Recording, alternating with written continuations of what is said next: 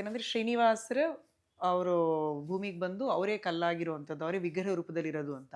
ವಿಗ್ರಹ ರೂಪದಲ್ಲಿ ಆದ್ಮೇಲೂ ಕೂಡ ಅವರು ಒಬ್ರು ಮನುಷ್ಯರ ಜೊತೆ ಮಾತಾಡ್ತಿದ್ರು ಅಂತ ಹೇಳ್ತಾರೆ. ಅದ್ರ ಬಗ್ಗೆ ತಿಳಿಸ್ಕೊಡ್ಬೋದಾ? ಶ್ರೀಸ್ವಾಮಿ ಬಹಳ ಜನಗಳ ಜೊತೆಯಲ್ಲಿ ಮಾತಾಡಿದ್ದಾನೆ ಅಂತ. ಉದಾಹರಣೆಗೆ ರಾಮಾನುಜರೇ ನೇರವಾಗಿ ಮಾತಾಡ್ತಾ ಇದ್ರು. ಹ್ಮ್ ಹ್ಮ್ ಹ್ಮ್ ಅದಾದ ನಂತರ ಆನಂದ ಆಳ್ವಾರ್ ಸ್ವಾಮಿಗಳ ಜೊತೆಲಿ ಮಾತಾಡ್ತಾ ಇದ್ರು. ಹೀಗೆ ಅನೇಕ ಭಕ್ತರು ನಮಗೆ ಅನ್ನಮಯ್ಯನ ನೋಡಿದ್ರೆ ಅನ್ನಮಯ್ಯ ಜೊತೆಲಿ ಮಾತಾಡ್ತಾ ಇದ್ರು. ಕನಕದಾಸರು, ಪುರಂದರದಾಸರು ಇವರೆಲ್ಲ ಮಾತಾಡಿದ್ದಾರೆ.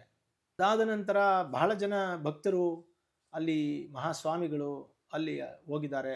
ನಮ್ಮ ಮೊದಲನೇ ಪರಕಾಲ ಸ್ವಾಮಿಗಳು ಅಲ್ಲಿಂದನೇ ಬಂದವರು. ಹ್ಮ್ ಏನು ಮೊದಲನೇವರು ಅಂದರೆ ಬ್ರಹ್ಮತಂತ್ರ ಸ್ವತಂತ್ರ ಸ್ವಾಮಿ ಅಂತ ಬರ್ತಾರೆ. ಅವರು ವೇದಾಂತ ದೇಶಿಕರು, ಮಣವಾಳ ಮಾಮುನಿಗಳು. ಆದ್ದರಿಂದ ಅದು ಸೌಮ್ಯಜ ಮಾತೃ ಮುನಿ ಅಂದರೆ ವರವರ ಮುನಿಗಳಿದಾರಲ್ಲ, ಅವರ ಮನಸ್ಸಿನಲ್ಲಿಂದ ನೀನು ಮಾತಾಡ್ತಾ ಇದೆಯಾ ಅಂತ ಬರ್ತದೆ. ಅದು ಅಲ್ಲದೆ ಅಲ್ಲಿ ಬೇಕಾದಷ್ಟು ಜನ ತಪಸ್ವಿಗಳು, ಯೋಗಿಗಳು ಮಾತಾಡ್ತಾನೆ ಇದ್ರು. ಅದರಲ್ಲಿ ಮುಖ್ಯವಾದ ಕಥೆಗಳಲ್ಲಿ ಬರುವಾಗ ಹಾತಿರಾಮ್ ಬಾಬಾಜಿ ಅನ್ನುವಂತಹದ್ದು ಒಬ್ಬರು ನಾರ್ತ್ ಇಂಡಿಯನ್ ಭಕ್ತರವರು.